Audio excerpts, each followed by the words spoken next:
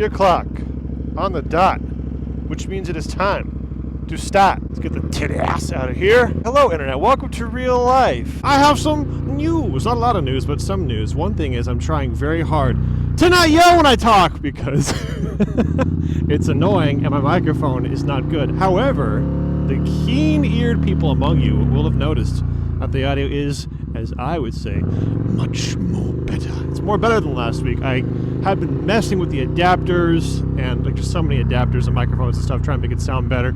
So this sounds better than the last time I spoke to you loudly. If I speak at a normal volume, it sounds pretty good. So I'm going to try to get in the habit of doing that, at least for this video. But I made the microphone sound better now. And speaking of what's better, not the camera angle, but what the camera is looking at, which is my phone. I just put my phone backwards because I don't have a camera that's working with this bike as a secondary, but I wanted to show you what this camera is looking at, because look. Mother of God. Look how, I can't yell. Look how sexy my face is. Bruh, that's a venator. What it is the helmet I've wanted for a long time. Probably longer than I've wanted any helmet. The Climb Krios Pro Carbon Large. So the story about this helmet, this is an adventure helmet / street helmet. There's a peak that goes on here, and this stuff obviously isn't normally on there. There's just a peak. All this is gone, and it's carbon fiber. It's super light. I forgot what it weighs. I want to say 1,800 grams. And I've worn many helmets in my years. I have a lot of opinions about it already, but I haven't ridden with it long enough. After like a year, I think, then I want to make like a really detailed video about the helmet, because I have a lot of things I want to say, and not a lot of people get to get this helmet because it's really hard to find, which is another story. If you watch my Finally Fridays with your eyeballs and listen with your earballs, you'll know that I go to CycleGear Lenexa quite a bit, and I asked, his name is Jason, but I call him Brian. That's not important. I just thought it was funny. Jason, I asked him, hey, can you source me? Can you find this helmet? And he goes, I can. And I said, do you want to sponsor me? He goes, I do. And I said, let's work out a deal. If you get me this helmet at a discount, and if you can find one, I will buy it from you. So, like I alluded to, this helmet's really hard to get. It's hard to find. At least in this size, it's impossible to find. There's like, I think 5 across the country right now, or now I guess 4 between Revzilla and CycleGear. So anyway, he was able to source me one, and he sold it to me for a discount. He said, how about $420, which is a great deal. And since I'm a shrewd negotiator, I said, how about $420.69? He said, we can do that. That is a true story. I did not make that up. Yes, I paid more because $420.69. So now I'm going to clip my microphone and say, $420.69! Woo! So thank you, Jason, aka Brian, and CycleGear, for helping me get this and give it to me for a discount. It's a big help because some of you know my stuff got stolen, including my helmet and all that stuff. I have since used Patreon monies to buy this nice new camera, which I'm really rather happy with, and I think I'll make a review on that after I've used it for maybe a year. I want to like really use it. I like it so far. Love it, in fact. Love my helmet so far. I'm on this slow quest through the process of goodwill from all the people in my life and you people on the internet to replace some of that stuff. And so, as of now, I have a better helmet and a better camera than I did before. So that's pretty freaking awesome. I would show you, but I'm busy riding. This stuff on the helmet, it's just 4 parts. It's not much, but it changes the look of the helmet quite a bit. These, they just pop off. These parts just pop on and off with dual lock tape. They're like nothing. So I guess I'll talk about this now. I did a little bit of math. I took it for test rides. Once I got the helmet, mac and cheese, excuse me. Once I got the helmet, I had the peak on, I had it normal, went on the highway back and forth, tried to feel drag by looking up and down, left and right. And yeah, the peak does have some drag, but it's not bad otherwise. If you're, going below 60, it's really rather good. However, I have a photochromic visor on here, which I love. And if the peak is on, it tints the visor weird and it's very annoying. Anyway, I normally ride on street, so I have it off because it's more comfortable and looks cooler. However, if I want to go off-road or on an adventure, boom, put that on there.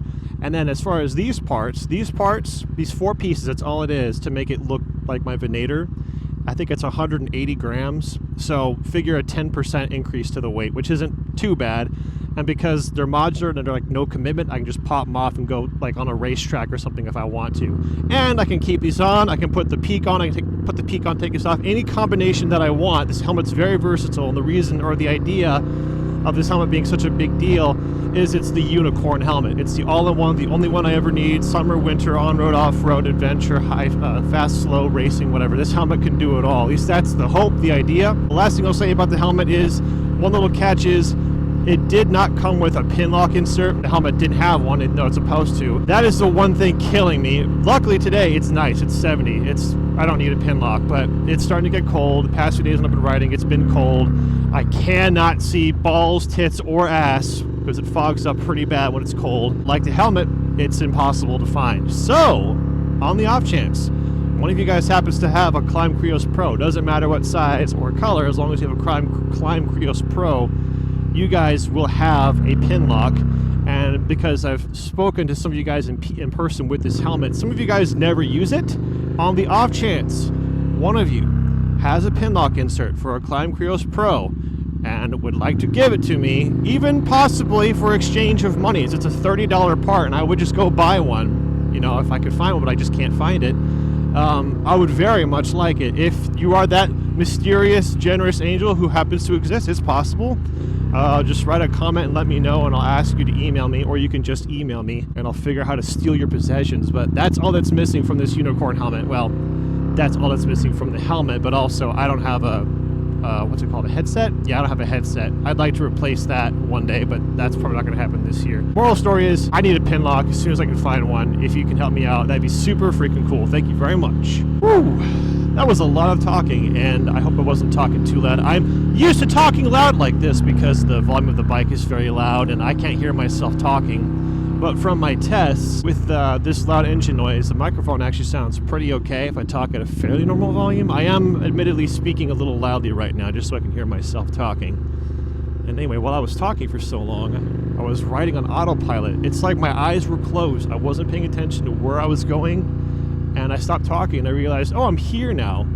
I know it sounds dumb and dangerous. It's not. My eyes are wide open looking where I need to go, but that part of my brain is kind of off while I'm talking. I apparently can't do both sometimes. But anyway, I ended up somewhere like, oh, this is fun. Really close to that. The microphone, I am not going to stop looking for a better microphone system. I think I know what to try next. Unfortunately, that's probably not going to happen for a while, but the next thing I feel like I have to try is a dedicated audio recorder, external separate. I think that might work. There's reasons why it may not. Don't know when that's going to happen, but that's the next move. I should have made a video documenting all the trial and error I did with the helmet and all the adapters. I've tried 30 to 50 combinations of audio with this camera, and this is the best I've come up with. Anyway, the moral story is I'm not going to stop messing with it, but this is currently the best it is. There is one other thing, and that is I've said for a long time I want to make a dedicated in-depth video essay about my Zero FX. I am excited because I finally got my microphone back from Sennheiser. They had it for like 5 months, but they did fix it, so I have a working lavalier microphone now. I'm like, nice. I'm gonna need 2 more things now. I need my motorcycle back. I still don't know what's going on with it. It's broke. Zero has to at least find out what's wrong with it. And then if I do get it back and it's fixed, 3, I need a script. I want to write a very detailed script, and then I guess after that I do need a lot of time, dedicated time, like a week or 2 on and off work to put it together, but that's going to happen eventually. It may not be till spring though, because winters are coming. I don't know when I'll have time, but I'm just excited that I got my microphone back, but then ironically right when I got it back I don't have my motorcycle, so whatever. If any of you cared, I am still planning to do a in-depth Zero FX review. See, I'm trying not to yell, it's really hard, which is what all of you have been waiting for. I think I give up. What's the point, guys? What's the point?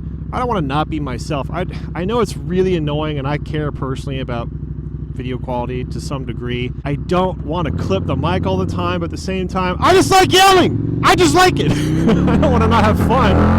Like, ow! Are you supposed to go that fast and not go, ow! You know? It's impossible. At the very least, it's not fun. I would love to go on a trip, but I'm pretty sure no more trips are going to happen for a long time. Pretty sure that was kind of the intention anyway. That fan ride I did last month, not a month yet, that was supposed to be like the last trip of the year, but now my time is gone, the weather's about to be gone, this bike's about to be gone. When I get my FX back, shortly after, during that time, I'll swap bikes with the shop and I'll give this one to them, because this one needs a few little bits of love, and I believe it's time for a proper service. Let's find out right now. I've been asked, how many miles are on here? Like, I don't know.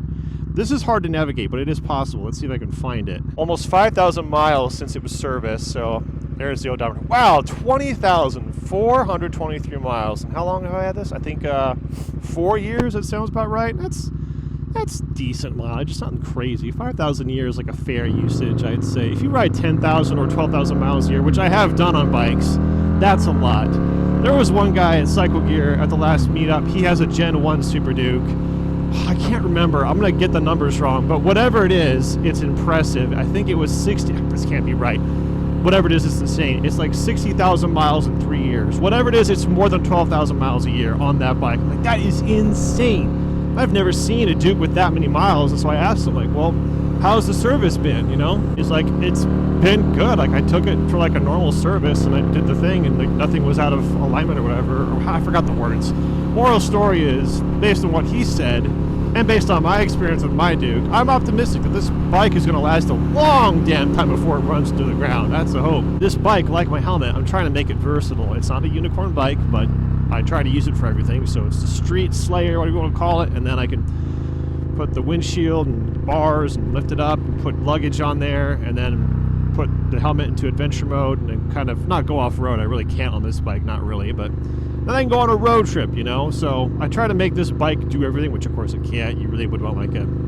I'd say a medium adventure bike is probably the closest you can get to a unicorn, which is why I'm so keen on, depending on where I am in life. The next bike I really would love to get is a Tenere, but I don't know when that happened, and by the time I might have the money to get one, at that point, maybe, you know, if that's 10 years from now, for example, why would you want a T7? It's 10, 15 years old. So at the moment, that's the bike I've wanted for a long time, but I don't want it enough to get rid of this bike to go get it. You know, like, because if you got rid of it, you couldn't do this.